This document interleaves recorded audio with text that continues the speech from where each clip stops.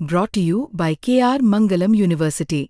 We provide you the platform to turn your dreams into reality. Give wings to your aspirations with KR Mangalam University.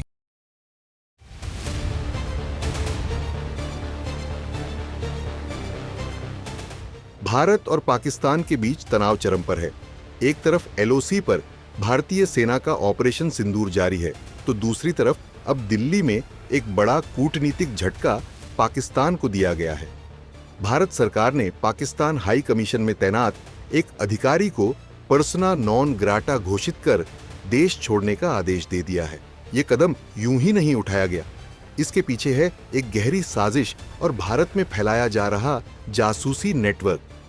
आज की इस report में हम आपको बताएंगे कि आखिर इस अधिकारी को भारत से बाहर क्यों निकाला गया, इसका ऑपरेशन सिंदूर से क्या कनेक्शन है और आगे भारत की रणनीति क्या होगी। दरअसल 13 मई को रात करीब 8:30 पर विदेश मंत्रालय के प्रवक्ता रणधीर जायसवाल के एक्स हैंडल से एक ट्वीट आता है। इस ट्वीट में एक प्रेस रिलीज अटैच होती है, जिसमें कहा गया है कि भारत सरकार ने पाकिस्तान उच्चायोग में कार्यरत एक अधिकारी को अवांछित व्यक्ति घोषित किया है। उन्हें 24 घंटे के भीतर भारत छोड़ने के निर्देश दिए गए हैं। यह कदम सामान्य नहीं है।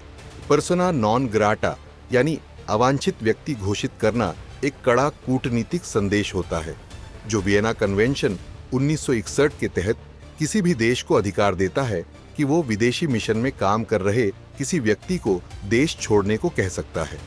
लेकिन ऐसा फैसला क्यों लिया गया? दरअसल भारत सरकार की प्रेस रिलीज में साफ लिखा है कि यह पाकिस्तानी अधिकारी संदिग्ध गतिविधियों में संलिप्त पाया गया।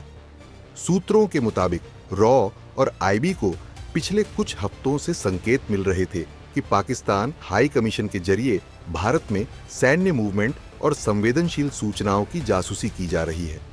खासकर पहलगाम में 22 अप्रैल को हुए आतंकी हमले के बाद जब भारत ने ऑपरेशन सिंदूर शुरू किया, तो आईएसआई का नेटवर्क और एक्टिव हो गया। इसके बाद पंजाब पुलिस ने 2 संदिग्धों यामीन मोहम्मद और गुजाला नाम की महिला को मलेरकोटला से गिरफ्तार किया। आरोप था कि ये दोनों भारतीय सेना की गतिविधियों की जानकारी पाकिस्तान में बैठे हैंडलर को भेज रहे थे।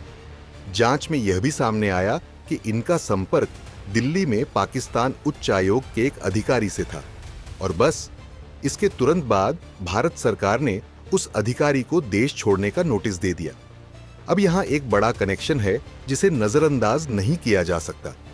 ऑपरेशन सिंदूर भारत का एक जवाबी सैन्य ऑपरेशन है जो पहलगाम हमले के बाद शुरू हुआ।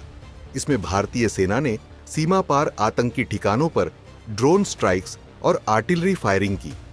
इस ऑपरेशन की सबसे खास बात यह रही कि इसमें रूस से आए S-400 मिसाइल सिस्टम और इजराइल से अपडेटेड ड्रोन टैक्टिक्स का इस्तेमाल हुआ।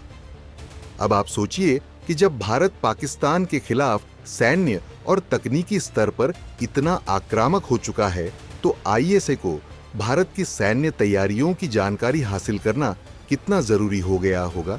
और शायद इसलिए दिल्ली में बैठा पाकिस्तान का अधिकारी भारतीय एजेंसियों के रडार पर आ गया। इस कदम का असर सिर्फ इतना नहीं है कि एक अधिकारी को देश छोड़ना होगा। इसका मतलब होता है entire Pakistani diplomatic mission under scanner. जब कोई देश एक अधिकारी को अवांछित घोषित करता है, तो दूसरा देश भी आमतौर पर जवाबी कदम उठाता है, और ऐसा ही हुआ। अगले ही दिन पाकिस्तान ने भी भारत के कुछ अधिकारियों को पर्सना नॉन ग्राटा घोषित कर दिया। यह पूरी घटना भारत पाकिस्तान कूटनीतिक रिश्तों में एक नई तलखी को दर्शाती है।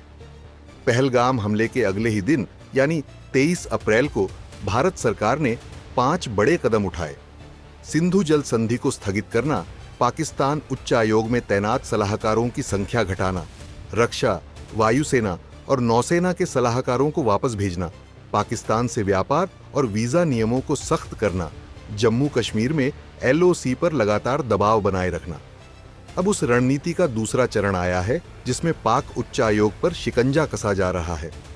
भारत यह संदेश देना चाहता है कि ओनली फ्लैग नो स्पाई, मतलब अगर आपके पास राजनयिक पद है तो उसका दुरुपयोग जासूसी के लिए बर्दाश्त नहीं किया जाएगा। आगे क्या हो सकता है?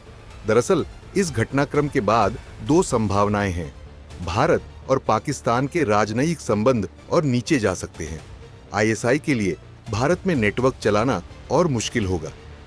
खैर, भारत की नीति अब प्रोएक्टिव काउंटर इंटेलिजेंस की ओर बढ़ रही है। मतलब अब सिर्फ रिएक्ट नहीं किया जाएगा, बल्कि प्री एम्प्टिव स्ट्राइक की नीति अपनाई जाएगी, चाहे वो एलओसी पर हो या दिल्ली में किसी मिशन पर। ऑपरेशन सिंदूर अब सिर्फ सीमाओं तक सीमित नहीं रहा। अब भारत कूटनीतिक मोर्चे पर भी एक्शन मोड में है। पाकिस्तानी अधिकारी को बाहर निकालना सिर्फ एक प्रशासनिक कदम नहीं, ये भारत की ओर से दिया गया एक साफ और सख्त संदेश है। जो देश आतंक को पालता है, उसके राजनयिक भी जांच से बाहर नहीं होंगे।